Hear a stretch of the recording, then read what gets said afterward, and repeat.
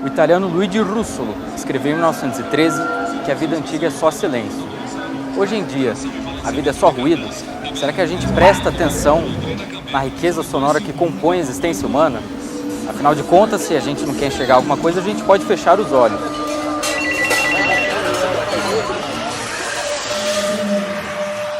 Já o som não pode ser evitado. O que é paisagem sonora, o que é som, o que é ruído, como a falta de silêncio afeta a percepção do som ao nosso redor? Para refletir um pouco sobre esse assunto, para conversar sobre essas e outras questões, a gente convidou a produtora cultural, pesquisadora sonora e radiomaker Janete Elhaouli. Janete está ali, a gente vai encontrar ela.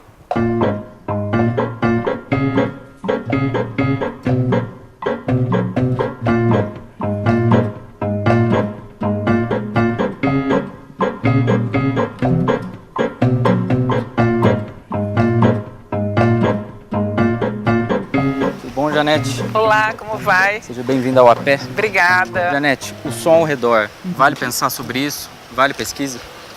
Vale pesquisa, vale escutar, vale prestar atenção, vale tudo.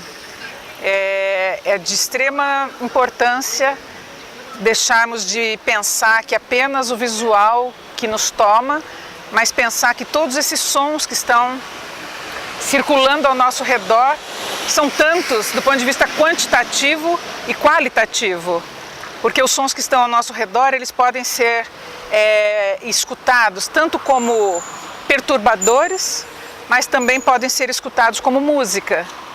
E essa ambivalência do som-ruído que é o grande lance de dados. A gente presta muita atenção nas imagens ao nosso redor, como a gente se relaciona com o som. Então, como nós somos tomados principalmente pelo visual, isso é uma coisa que faz parte da nossa cultura, né? Desde que nascemos, nossa mãe, nosso pai, as pessoas falam assim: olha, olha, veja, olha, olha, olha essa música. Às vezes você compra um CD, né? Compra um disco e fala assim: vem cá ver essa música. É automático da nossa parte. E esse automatismo nos leva a estimular o órgão visual, o sentido visual. Raramente você encontra alguém dizendo para um bebê, para uma criança, para um adulto: escuta.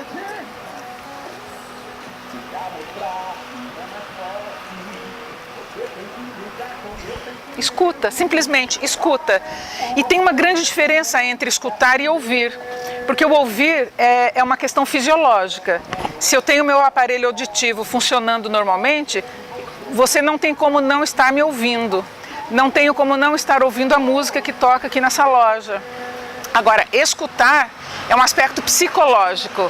Como é que eu vou interpretar, como é que eu vou assimilar, como é que eu vou apreender esses sons e como que isso vai reverberar dentro de mim, entendeu? Para a gente entender como se determina o que é som e o que é ruído, tem algum exemplo? Veja só, poderíamos ficar falando aqui 2 horas sobre som-ruído. Mas eu gosto de dizer, por exemplo, assim, que todo som que soa, ele tem suas características ruidísticas. Todo som é carregado de uma carga, do mínimo ao máximo, de vibrações que caracterizam esse som como ruído. O ruído é um som. O som é carregado de ruído, então eles se imbricam em última análise. Então você pode limpar. Então, por exemplo, esses sons que nós estamos escutando aqui agora, ele tem uma carga maior de ruído, de vibrações irregulares, de frequências irregulares. Mas se você prestar atenção, ele também tem uma determinada altura. Eu posso determinar ali, isso é um si bemol, isso é um sol, isso é um mi, mas ele carrega uma carga maior de ruído. A gente costuma dizer que o ruído é perturbador, mas eu não concordo com essa teoria. Vídeo que Luigi Russolo escreveu em 1913, na Arte dos Ruídos. Todos os sons têm direito a se expressarem artisticamente, esteticamente. O que o Russolo estava propondo? Que todos os sons que estavam surgindo pós-evolução industrial e que faziam parte, portanto, do contexto cultural de uma sociedade, poderiam ser utilizados como música. Então, os sons das máquinas, os sons dos animais, os sons humanos, inclusive. Porque eu posso também fazer uma música só com sons ruidosos. Então, o rússulo é um marco na história da música ocidental que nos convida a pensar dessa forma, entendeu? Agora, o que nós temos que prestar atenção é que o ruído ou o som colocado em situações não adequadas, tanto um como o outro pode ser perturbador, entende? A música ela não depende só da música em si, né? A música ela se completa com, vamos dizer assim, o ouvido estético da pessoa, né? Então a pessoa já carrega com ela uma bagagem, uma bagagem cultural, social, enfim. Então acho que isso pode influenciar muito no que a pessoa gosta ou não, né? Eu acho que é uma questão de estar com os ouvidos abertos e atentos para você gostar de uma coisa ou não, né? Eu acho que o ruído depende da intenção mesmo, né? Da intenção da pessoa em produzir algo e da pessoa estar aberta a receber. Então, se eu estou em casa e tem algum tipo de som que está acontecendo e não estou aberto a ouvir, para mim é ruído, né? Ou algum estilo musical que eu não estou interessado em ouvir no momento, é ruído, mas se eu estiver aberto a refletir sobre aquilo, a ouvir, ele deixa de ser ruído, de certa forma, né?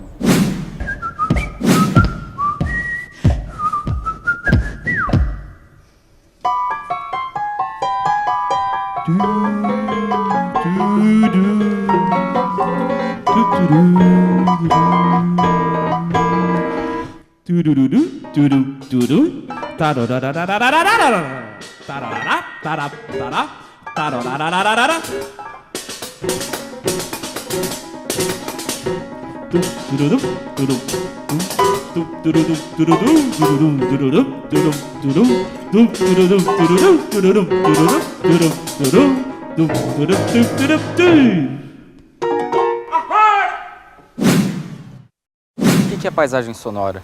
Então, a paisagem sonora é exatamente isso. São os sons que estão ao seu redor. Da mesma forma como você fala de uma paisagem visual, né, você fala de uma paisagem sonora, que se constitui a partir dos sons que estão ao nosso redor. Então, isso que nós estamos escutando aqui agora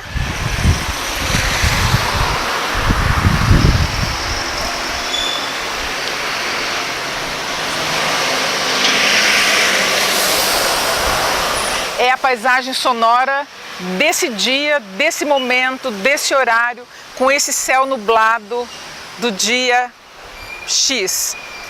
Isso jamais vai se repetir. Então, o que é paisagem sonora? São os sons que estão ao nosso redor e que constituem uma espécie de um quadro de sons. Qual o som mais distante que eu consigo captar até o som mais próximo, entendeu?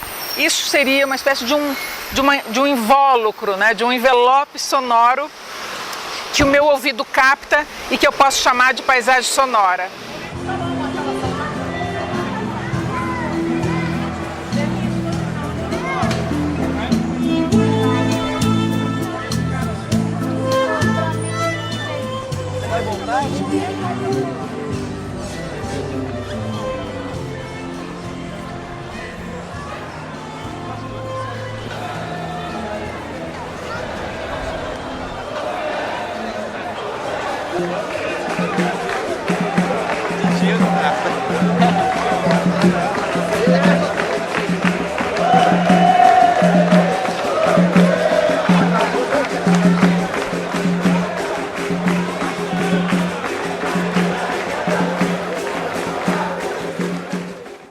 E a poluição sonora, Janete? Onde é que entra nessa discussão? O que a poluição sonora serve para as discussões públicas, para o debate público? Então, a poluição sonora, para mim, é o excesso. É tudo aquilo que excede a nossa capacidade de absorção. Então, o que acontece? Acontece que, se essa quantidade de sons que estão ao meu redor estão interferindo na minha qualidade de vida, isso é poluição sonora. Eu costumo relativizar, André, porque tem pessoas que acabam dizendo que se acostumam, eu digo entre aspas, porque essa questão do acostumar, do se adequar, do se conformar, é muito perigoso, né? Então as pessoas acabam não tendo opção e elas dizem, não, isso para mim não é poluição, eu me acostumei e está tudo bem para mim. Me desculpem, mas essas pessoas não sabem o quanto isso está interferindo na sua qualidade de vida, no seu sono, na sua saúde biológica, na sua saúde fisiológica. Porque existem estudos científicos que comprovam o quanto o excesso de sons traz de prejuízo para o ser humano. Doenças gástricas, estresse. Muitas vezes você chega em casa, você está exausto, você não sabe exatamente por quê. Foi o excesso de sons que teu ouvido forçosamente teve que ouvir, que como ouvir é fisiológico, eu não tenho como não ouvir, e a pessoa não sabe, ela está com náusea, ela está irritada, ela briga com todo mundo. Por quê? Porque ela está irritada pelo excesso de sons. Então, a poluição sonora é um problema gravíssimo na sociedade contemporânea.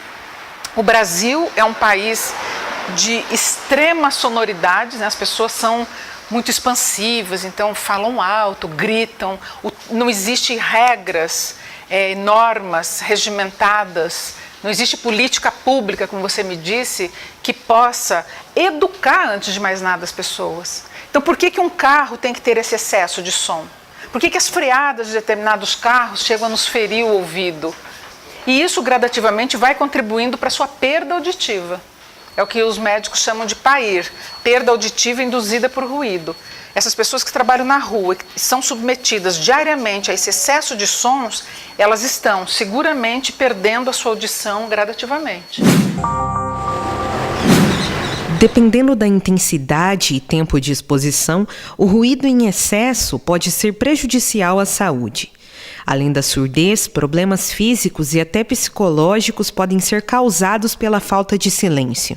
Em Londrina, esse tipo de ocorrência é um dos registros mais frequentes recebidos todos os dias pela Central de Operações Policiais Militares, o Copom. Entre janeiro e maio deste ano, mais de 400 ocorrências de perturbação de sossego foram atendidas. Bom, dentre os diversos acionamentos em que são feitos através do 190 a Polícia Militar, os de perturbação de sossego abrangem tanto ocorrências em residências quanto ocorrências em via pública e por vezes até estabelecimentos comerciais, principalmente de pessoas que estão realizando festas, que estão incomodando o sossego alheio ou até o trabalho que alguém possa estar realizando de noite, de madrugada, pode estar incomodando os vizinhos também, além de ocorrências de aglomeração de pessoas em via pública. O maior número de reclamações está na região central. Alguns comércios se excedem na tentativa de atrair os fregueses e acabam por contribuir com a poluição sonora. O barulho das caixas de som das lojas não agrada a todos. Profissionais que trabalham próximos à região estão mais propensos a desenvolverem problemas de saúde. É o caso dos vendedores ambulantes, que convivem diariamente com a poluição sonora. Há 31 anos vendendo alho numa barraca na rua Benjamin Constant, Aguinaldo dos Santos afirma se incomodar com o barulho. Não tem outra saída, né? Mas que incomoda, sempre incomoda um pouco, né? Participando da parte de visão, né? Ouvir, né? Então isso sempre incomoda, né? Mas estamos aí, tem que dar a volta por cima nisso aí, né? E deixar para as autoridades, né, que cuidam da cidade, tomar providência. O direito ao silêncio está garantido por lei. A perturbação do sossego alheio é contravenção penal e pode resultar em multa ou detenção. Cabe, então, às pessoas que perturbam o sossego alheio a conscientização. Se colocar no lugar dessa pessoa que está se sentindo com o seu direito de descanso, de sossego e até, por vezes, de trabalho lesionado. A gente está entrando aqui na Toca, que é o estúdio de arte, criação e experimentação de sons aqui da Janete Howley. Queria que você falasse um pouco do estúdio, como é que você começou esse trabalho e está desenvolvendo esse trabalho. Ok. Veja só, depois de trabalhar 30 anos na UEL, Departamento de Música e Teatro, eu me aposentei em 2011 e aí eu fui trabalhar em São Paulo, no Centro Cultural São Paulo, eu dirigi o setor de informação e comunicação. Aí resolvi voltar para Londrina, que é uma cidade onde está minha base, né, familiar inclusive, e aí eu resolvi abrir a Toca, esse espaço cultural, que eu diria que é uma espécie de continuidade do Núcleo de Música Contemporânea, que é um projeto que eu desenvolvi na UEL durante 14 anos. Então, a Toca é um espaço intimista, onde nós desenvolvemos uma série de atividades voltadas para a voz experimental, para a ecologia sonora, paisagens sonoras, sessões de escutas. Desenvolvi em 2013, junto com o compositor José Augusto Manes, um projeto chamado Sem Ruídos, Música e Ecologia Sonora, com a participação de artistas e pesquisadores de várias partes do Brasil.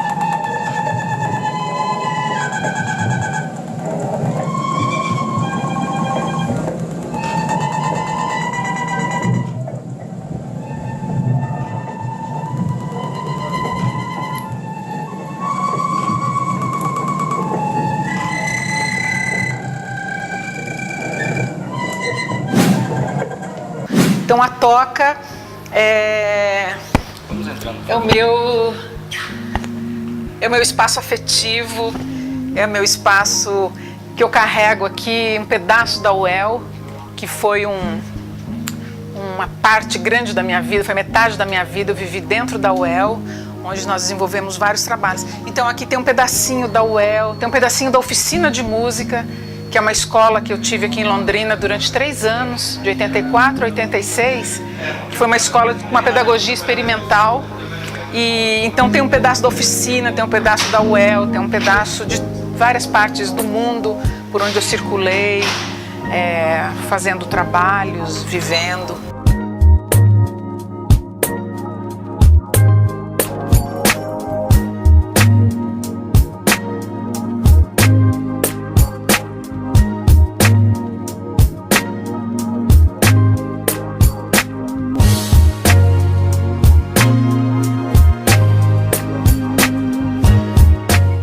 Me perguntam, por que sapos? Por que sapos? Eu me apaixonei pelos sons dos sapos e fiz algumas composições, inclusive com os sons dos sapos. E aí os objetos foram vindo gradativamente. Eu comecei a ganhar sapo dos amigos, das amigas. Tem sapo do Líbano, do México, da Tailândia, tem rádio sapo, tem relógio sapo.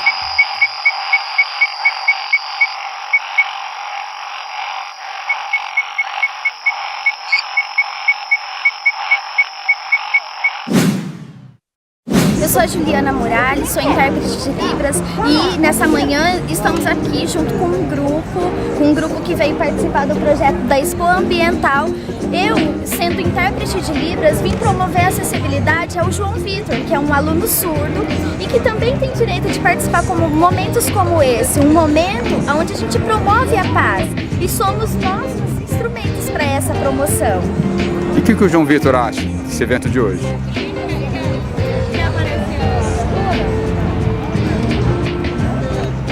Bom, eu acho que é um momento muito importante, é um momento para promover a paz, um momento que nós devemos nos conscientizar de estarmos juntos, de estarmos sabendo que nós somos as pessoas importantes para promover essa paz. Temos que trabalhar para o não preconceito, temos que trabalhar para poder ajudar uns aos outros e assim diminuir a discriminalidade.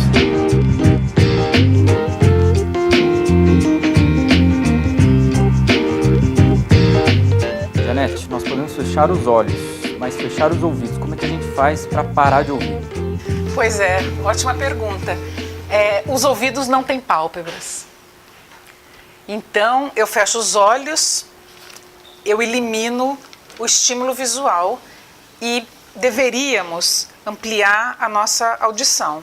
Isso normalmente acontece, mas é preciso ainda um estímulo, é preciso chamar a atenção das pessoas para que isso esteja realmente sendo um estímulo, entende? Porque acho que é importante dizer também, André, que nós vivemos uma espécie de surdez social, uma surdez fisiológica e uma surdez psicológica. A surdez fisiológica porque nós estamos perdendo a capacidade auditiva em função da quantidade de sons que estão ao nosso redor o tempo todo. Nós dormimos, mas os nossos ouvidos estão abertos, então ele está recebendo os estímulos. Eu não estou interpretando esses sons porque eu estou dormindo, mas isso me provoca um cansaço. E a surdez psicológica é um pouco do que eu disse em algum momento da nossa conversa. É uma surdez onde eu não estou interessada em te escutar. Eu nem estou te ouvindo direito. Quer dizer, eu estou escutando as vibrações, porque eu não tenho como não ouvir, porque eu não sou surda fisiológica, mas eu não escuto. Isso para mim é o problema mais grave. Se eu tivesse que optar, que é uma coisa ridícula, mas eu vou dizer, se eu tivesse que optar, eu optaria pela surdez fisiológica, mas não pela psicológica, que é o que ocorre hoje, principalmente no Brasil, diante desse quadro político que a gente está vivendo. É uma grande surdez. Pois é um espaço riquíssimo, Janete, e a nossa conversa acho que foi riquíssima também. Falei muito, né?